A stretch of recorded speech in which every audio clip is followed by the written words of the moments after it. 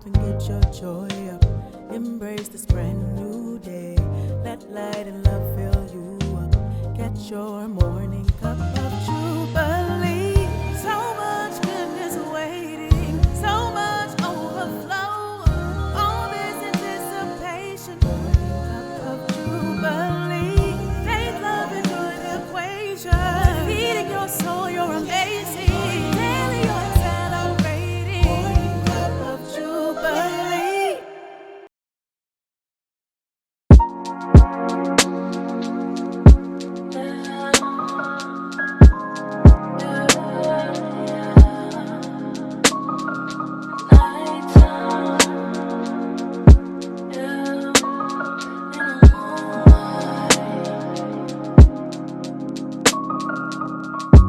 I was created for this. Yeah, I've been waiting on this. I'm taking my shot, I won't miss. Taking my shot, it's gon' swish. I know this is God's plan, I won't quit.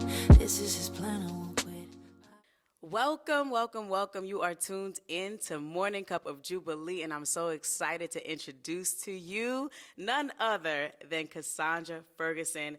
In my opinion, and I'm sure other people can vouch, a media mogul, a mom, a woman of God, and she's going to tell you more about what she does and who she is. But go ahead, welcome.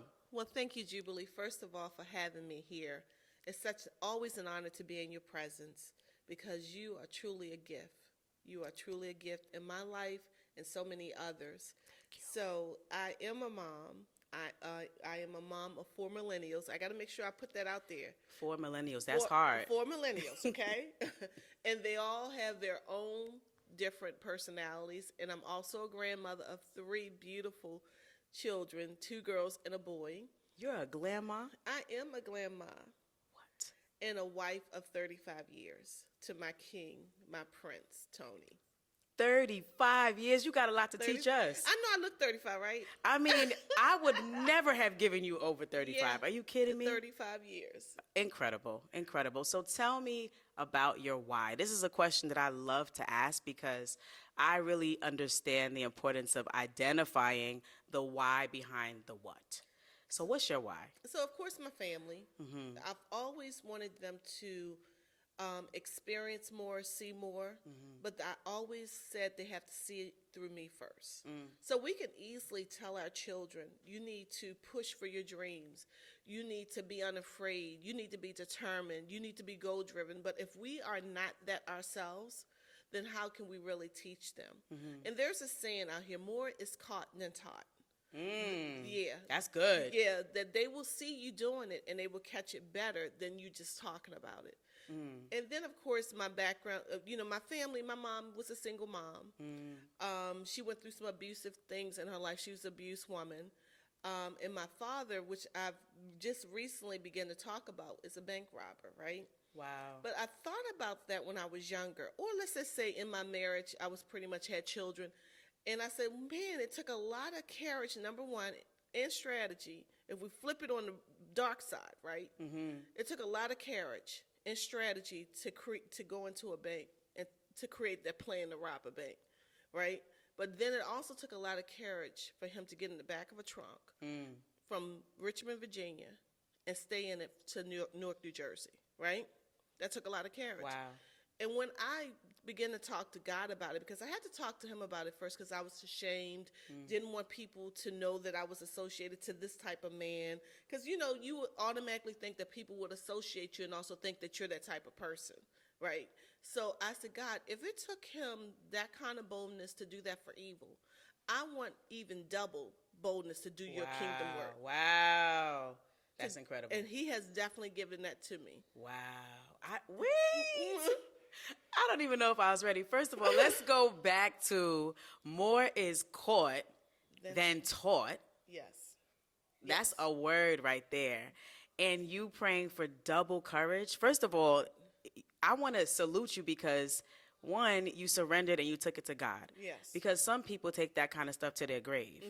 And they don't share. They're not transparent about it. They're not vulnerable about it because they're ashamed, right. which I could understand. Yes. But can we talk about freedom, though? Yeah. Well, it took years to get there. What helped you get there? Well, one day I was sitting in church, and the pastor was preaching on forgiveness. Ooh. Right? Mm-hmm. I had not forgiven him. I had not forgiven my father, even though he was in the grave, even though he was dead. I was still holding on to unforgiveness, which I felt was also a hindrance and a hold on my gifts and my true identity and my true purpose and my true calling, because I did not forgive him. And one day the pastor was just preaching. He was just preaching and flowing under the anointing and the power of God, and said, even he had no idea he was preaching to me. I'm gonna say that. Wow. Out of all those people, he said, even if the person is in the grave, forgive them. At that moment, I let out a loud scream. And in that scream, I said, I forgive him. Wow. I forgive him. And I kept saying that. And so from that point, when I forgave, was the release of what God had put. I felt the power of God on me that day. And I felt His Spirit, and I felt that at that moment, God was empowering me for what He had called and created me to do on this earth realm. That's incredible. Wow. So, like, if somebody else came to you, right, just maybe a stranger, somebody you met in a supermarket, and said, listen, I didn't like the way I was raised. You know, my mom did this, my dad did that. I think sometimes as adults, you know, we don't realize the sacrifice that our family had to make to get us to be where we had to be. And so it's easy to hold grudges. It's easy to look back and judge. Well, they shoulda, they coulda. So if you meet a stranger somewhere in a supermarket that is telling you, hey, I just can't forgive, what would you say? So there was another piece to that message that Sunday. It was, what if he only or she only did what they knew best to do? If they weren't taught differently. So, and here we go back more, is, caught than taught. Yeah. But if they didn't see different. So what released me is going to be the same thing that can release you. Absolutely. First of all, let them off the hook. Let them feel like, make it seem like if they had known or was shown differently, then maybe, or if they had that Damascus experience like you had, or that transformational moment like you had, then maybe, just maybe, they would have did it differently. Wow. Let them off the hook. As a human being. I was just about to say as that. A human being. That human side, yeah, because we right? Right. Wow. We all have flaws. We all fall short. And if we just take a moment to take on that perspective, then maybe we might be a little less judgmental of other people's experience, including our parents, including our family members, including our colleagues and coworkers. Everybody. And that's my perspective about everyone. Wow. Not holding that little wrong thing they did or that major wrong thing they did, because I truly believe if people do have an experience or an encounter with knowledge, wisdom, understanding, and revelation, a true encounter, I believe change will happen. I agree with you. I agree with you. So how has this, right, like letting go, forgiveness, how have you engaging in those experiences helped you as a leader? Because you're a leader, right? You're a CEO, you're a mogul, and you're leading people, your family, you're leading those that you work with. How has it impacted your work with them and your leadership? Well, Jubilee, again, people only do what they know. And people only do what they think they have been taught to do right. So I find myself forgiving people often. I mean, even people on my team, people in my family, when I expect my family or friends to be supportive in a different way, or just say maybe understand me. Because a lot of times, I remember a pastor saying to me years ago, eagles fly alone. And when he told me that, I was like, what do you mean? I was still in that, early stage. But now I really understand that sometimes you do feel lonely. You do feel misunderstood, or you feel like nobody understands you. But sometimes people won't understand you, number one, because they are not walking your walk. And also, God has not told them or called them to the thing He has called you to. Very true. So they won't have that full-blown passion and burn about it because God gave it to you. So that's what I had to do. I had to release people that expectation of what I thought people should do and how I think they should show up, or what I think they should, I think they should understand this. Wow. God didn't give it to them. And if nobody has walked through, and I have this thing, the next person to come to me, and this is no shade on nobody else. I'm just saying nothing, right? No shade. No shade, no tea. No shade. But the next person that comes to me and says, I understand, or I could teach you how to be a CEO, the first thing I'm going to say is, show me your bank account. Ooh.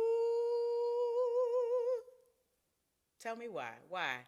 Because I think a lot of people are saying that just to get a bank account. Wow. When I need me and you in the same place right now. I'm trying to get to a point where I can buy my employees homes. That's my dream. I can buy my employees homes. I love that. I can finance dreams. I can bring more college students in to teach them. Yeah. So I'm trying to get to that place. Now, if you are doing that, then I need you to show me how to do that. Mm-hmm. But don't show me how to get more money. Come on. When my father owns a cattle on 1,000 hill, there's never been a moment that I've been without. Wow. Wow. So don't just come to me saying, let me show you how to get more money.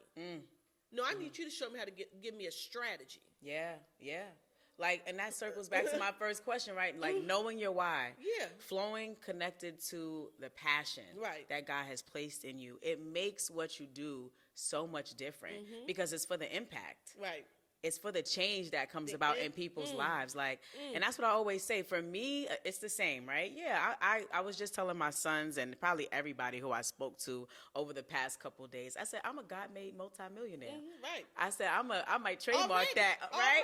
Right. And so I was explaining to my sons, I said, listen, it's different than me just saying I'm going to be a multimillionaire or multi-billionaire. Right. Right? Because there are a lot of man-made multi-millionaires and multi-billionaires. Right. I want to be God-made because that's who I rely on for strategy, for wisdom, for revelation, even for impact, for direction. Right. So I'm different. Right. And that's the kind of different I want to be. So when I hear you talk about that, you know, I'm still learning the DMV, but I know that there's a lot of networking that happens down here. Everybody what do you do? Right, you know, you might be in Starbucks sharing a resume with somebody because that's what it is. But it's like, I'm not cut from that cloth. Right. Because I was raised, right, and developed in terms of my character. So that's always something that I want to know who you are. I don't want to know what you do. Right. I want to know who you are. Right. And I want to know who you are when nobody's looking. That's right. Right. And I want to know, like, what is the residue that you will leave within me or I will leave within you based on our interaction that'll mean something. That's right. And that'll matter. Right. Right. And that's not always, or most of the time, it's not $1. Right. It's not. It's not. Right. It's not. So what piece of information or advice would you give to those that are up and coming in leadership or up and coming in media or starting their families? What kind of advice would you give that you know you've learned in your life and you can't find it on the internet? You can't Google it, baby. You can't ask Alexa. What kind of advice would you give to those that are coming up? Well, you know, number one, you got to be intentional. And I always tell people this. First, learn you and know what your assignment is, know what your purpose is. Because there's a difference between, basically a calling and an infatuation. And I'm going to be honest, it's enough eye candy on the internet that sometimes you may have an infatuation about something. So this is why you got to go to God and you have to really, really, really, I would say that purpose and really going to him crying out, God, what is it that you want me to do? Is this what you want me to do? Because there's a different walk, a different talk when it's a calling, when it's your purpose, when it's your design versus an infatuation, and the anointing that alone comes with it to destroy yokes. We're talking about yoke destroying anointing, right? Yeah. There's a difference. So just really seeking and learning who you are and asking God, who am I? What am I supposed to be doing? And don't feel like you're on a timetable. That's a word. Don't feel like you have to do it according to man's time. Don't feel like you even have to do it to your time. When God release you, that's when it's time. You will come forth like pure gold. Yes. And everything that's attached to you will come forth with that power because you're on God's timing. You're in God's alignment. So just wait for that and constantly, and I said always be a student. That's good. Did y'all hear? Always be a student. Always be a student. Don't be a know-it-all. Because let me tell you one thing. Know-it-alls don't get invited to the conference tables. Know-it-all don't get invited to places because they figure you know it all. But have a spirit of humility. You know, not to say that you got to shut yourself down if you do know something, because that in that space, when you have a creative space, I call it a creative space or a space of innovation, all that, it's going to automatically come out. Yeah. Because you're in that space and you guys feel good around each other. The energy and all that is going to be seen because you're in that space. Yeah. So you do bring what you know. But I'm just saying, don't be a person that say, "What? You can't tell me nothing." I already know that. I'm not talking about that. I'm talking about being open to receive instructions, having mentors. Yeah. Mentorship is important. Having mentors that are willing to pour in you, and not just pour in you, but also pull you up to tell you when you ain't doing it right. This is good. Necessary, right? So have that in your life. And I prayed for that Jubilee. I prayed that God give me a mentor. And the person who I thought was going to be my mentor, when I went to them, they were so insecure. They couldn't even see past at that moment, because they thought that you need to stay right here. So they tried to keep you small. They tried to keep me small. Oh. Yeah. So mentorship, healthy mentorship. Healthy mentorship, and you pray about it. God will show you who. He will show you who. Yeah. And then also stand in a place of humility, of being, and then teachable. Being teachable, and just willing to, because we don't all know it all. Yeah. I didn't know how it would be. Me parenting my children when they were small is different from parenting my children when they're adults, because you're always going to be their parent. But just allow God to show you and people to show you, like, okay, if you get it wrong, apologize quickly. Short accounts with others and God. Yeah. I would say that. Yeah. If you make a mistake, own up to the mistake, apologize, and move on. Do never hold yourself in regret, especially if you have apologized, but apologize and keep it moving, because you don't want to stay in that place of your last mistake. Yeah. You don't want to stay there, because God has too much for you. And if I could say that, that's just in a nutshell. That goes with my, business. That goes with me as a person, because I'm a person. I'm a child of God first. I'm God's daughter. That's right. First. So what I do must represent Him first. Yeah. How I treat you must be a representation of Him first. And then the others is just the overflow. Yeah. And then as a mother, a wife, a daughter, a sister, a friend, a leader, a mentor, and that's just me. I love it.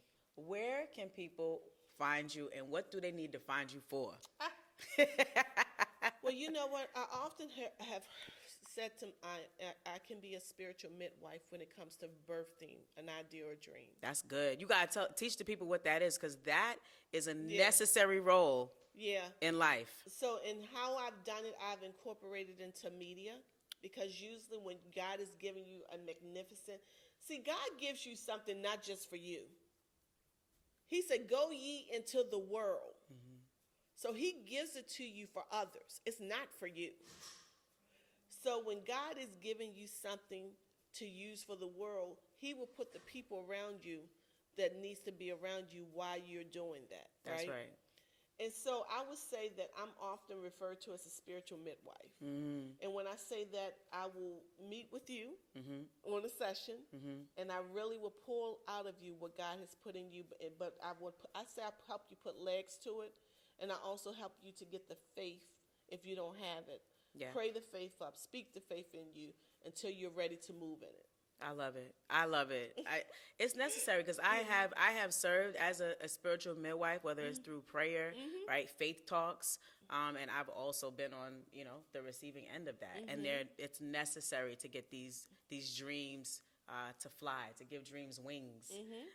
And so I love that. And so can you just share your social media? How can people follow you, your website, all the things? I'm so grateful that you're here. Yes, so I myself, I'm on social media, I am Cassandra Ferguson on Instagram, Facebook, Cassandra Ferguson, but we also have our media company, Elevation Global Media Group, which is on Instagram and on Facebook as well. I would say just give us a call. Let's have a talk. We have a great team. We're just ready. We're ready for you. Most definitely. Thank you so much for joining us on Morning Cup of Jubilee. It's been a pleasure. Thank you, darling.